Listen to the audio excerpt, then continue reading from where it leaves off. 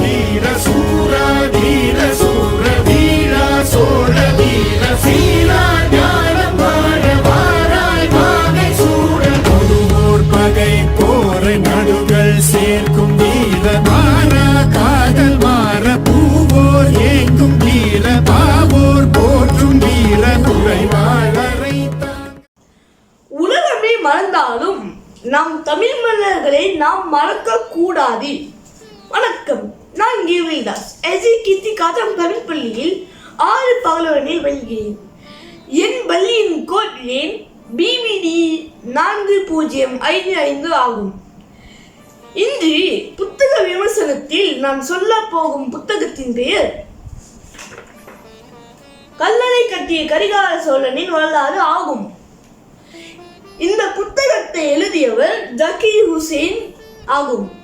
வெளியீடு செய்தது விகடன் பப்ளிகேஷன் 2012.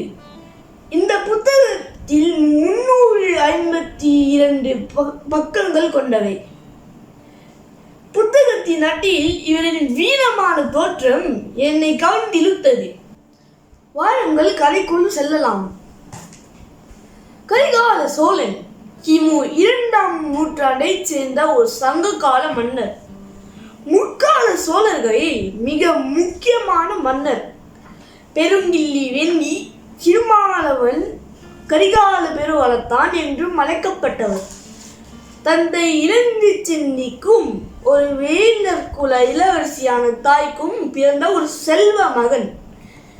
சிறு வயதிலேயே தந்தையை இழந்த கரிகாலனுக்கு ஆரம்ப கால வாழ்க்கை போராட்டமாகவே அமைந்தது. பட்டத்து அரசனாக முடியாமல் விரோதிகளால் சிறையில் அடைக்கப்பட்டார். ஒரு நாள் தீ வைக்கப்பட்ட சிறையிலிருந்து தப்பி ஓடும் போது தன்னுடைய கால் கருதியதால் கரிகாலன் என்று அழைக்கப்பட்டார். போர்களில் பல யானைகளை வீழ்த்திய வீரன் என்பதால் கரிகளுக்கு காலன், யானைகளுக்கு யமன் என போற்றப்பட்டார்.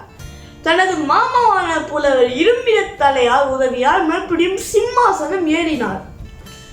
சங்ககால இலக்கியமான பட்டினப்பாலின்படி இன்றைய மன்னார்குடியின் அருகிலுள்ள கோயில் வெண்ணியில் நடந்த மாபெரும் போர் வெண்ணி போர். இது ஒரு சேர மன்னன், ஒரு பாண்டியன் மன்னன் மட்டுமல்லாது 11 வேளர் மன்னர்களையும் கரிகாலன் வீழ்த்திய பெரும் போர்.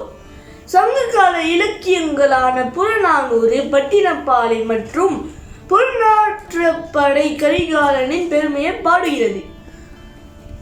இன்றைய திருச்சியின் அருகே 2000 வருடங்கள் பழமை வாய்ந்த இன்றும் புழக்கத்தில் உள்ள கல்லணையை கட்டியதும் கரிகாலன் தான். இந்த கல்லணையின் நீளம் 1080 அடி, அகலம் 66 அடி, உயரம் 18 அடி ஆகும். இந்தியாவின் மிக பழமையான கல்லணை இதுவே ஆகும். காவிரியின் வெள்ள பெருக்கை தடுக்கவும் நீரை பயன்படுத்தி பாசன பரப்பை அதிகமாக்கவும் இந்த கல்லணை கட்டப்பட்டது. ஏறக்குறைய 2100 ஆண்டுகள் பழமையான இந்த கல்லணை இன்றும் காவிரி வெள்ளத்தை தவிர்த்து நிறுத்தி வருவதுதான் மிகப்பெரிய ஆச்சரியம். கல்லணையின் வயது 2100 ஆண்டு.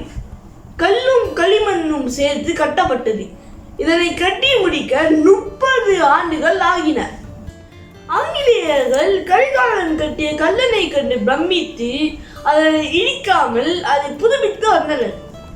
இவ்வாறு கரிகாலனின் வீரத்தை பற்றி, அதிகாரத்தை பற்றி, அவனுடைய ஆட்சியை பற்றி, திறமையை பற்றி பாரத நாடு முழுவதும் மட்டுமல்லாது உலகமே போற்றியதை கூறுகிறது இந்த புத்தகம். இதிலிருந்து நான் தெரிந்து கொண்டது நமது சோழ மன்னர்கள் மிகவும் வலிமையானவர்கள் மற்றும் வீர மன்னர்கள் பற்றி மேலும் தெரிந்து கொள்ள ஆர்வத்தை தூண்டுகிறது.